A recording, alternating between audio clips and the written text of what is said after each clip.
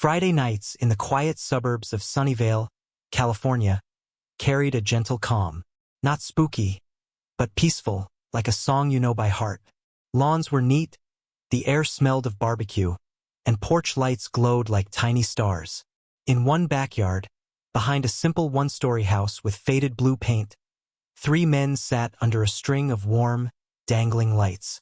Mike, Ethan, and Luke, retired Marines, were best friends tied by years of service and trust. They met once a month, always, to grill steaks, sip drinks, and tell old stories. It wasn't just about the food or the tales. It was about having something real in a world that sometimes felt shaky. The night was warm, with a soft breeze that smelled of the nearby ocean. The grill sizzled, steaks resting in foil.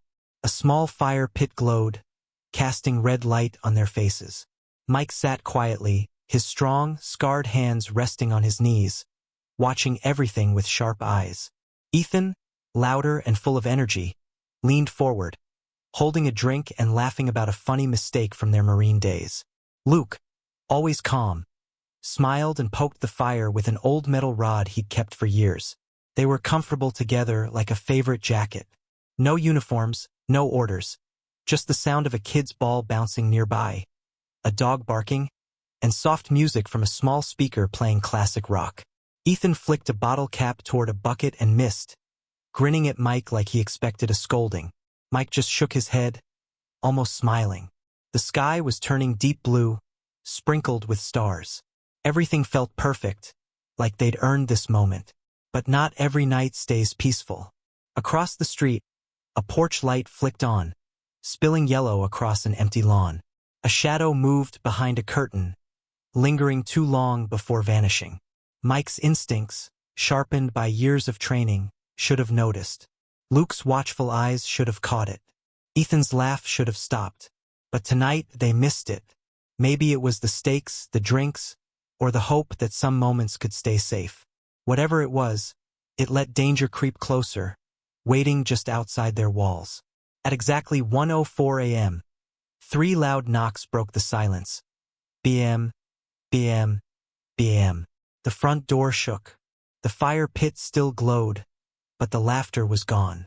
A rough voice shouted, "Sunnyvale HOA Patrol, open up now." Ethan frowned, confused. A homeowners association at 1 a.m.? Luke tensed, setting his drink down silently, his body shifting toward the shadows. The voice barked again, "You're breaking quiet hours. Open the door." Something metal clicked outside, a baton snapping open. Ethan's fists clenched, his smile gone. Mike stood slowly, his broad shoulders moving like a bear waking up. These men weren't scared or confused, they were ready, thinking like soldiers.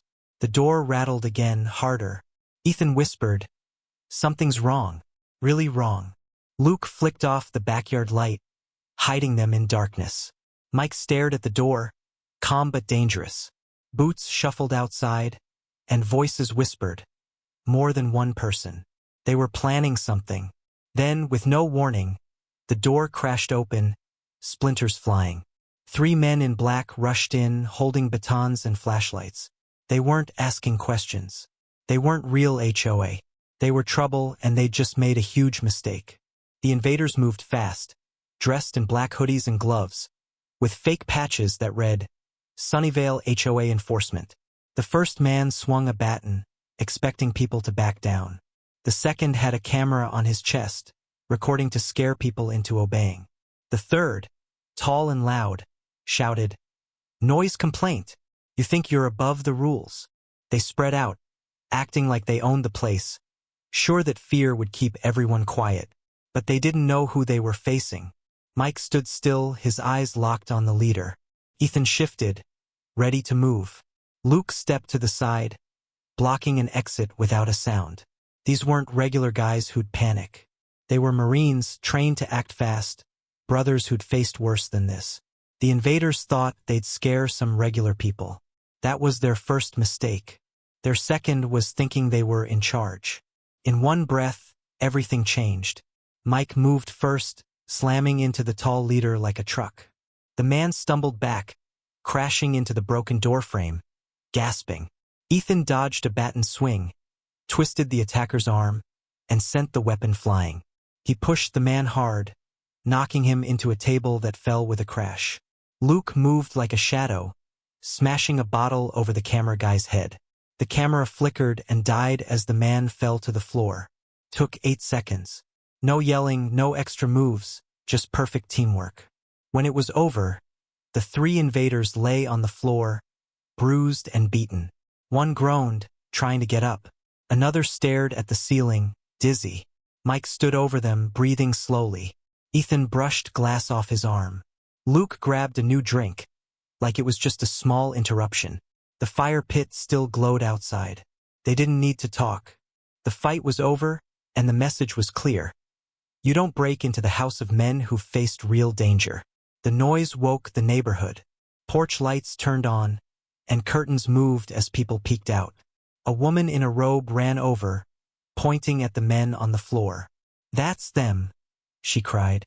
"They scared my daughter last week for playing too loud." An older man with a flashlight nodded. "They cut my tires when I didn't pay their fake fine." Neighbors started talking, sharing stories of midnight threats, broken cameras, and missing pets. These weren't HOA workers, they were bullies, pretending to be official to scare people. They'd counted on silence, and until tonight, it had worked. Inside, Mike, Ethan, and Luke stayed calm. Mike grabbed zip ties and tied the invaders' hands and feet.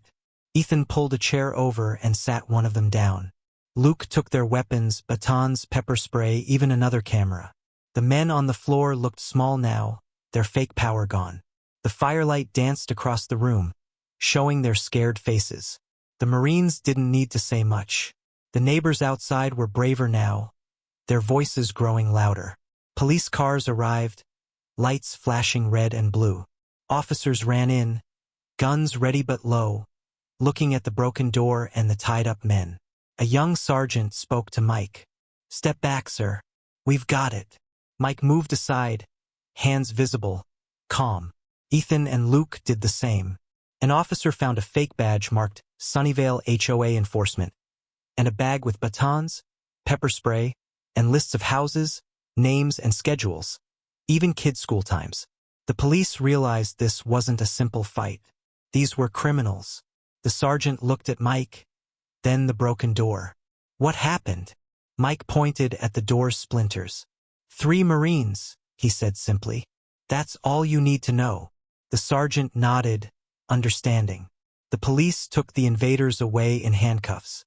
Neighbors watched, whispering, some smiling. For the first time in weeks, they felt safe. The story spread fast. By morning, news headlines shouted, "3 veterans stop fake HOA gang. Marines bring justice to Sunnyvale."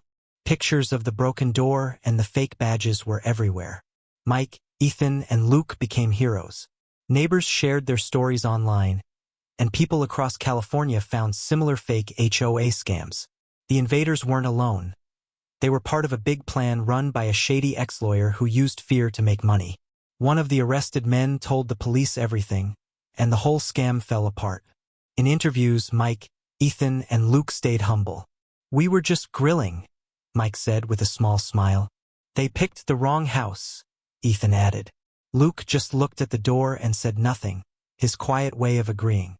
The real justice wasn't loud. It was 3 friends refusing to let fear win. Weeks later, the neighborhood changed. Neighbors fixed Mike's door and added strong locks to every house. They bought real security cameras and started a fair neighborhood watch.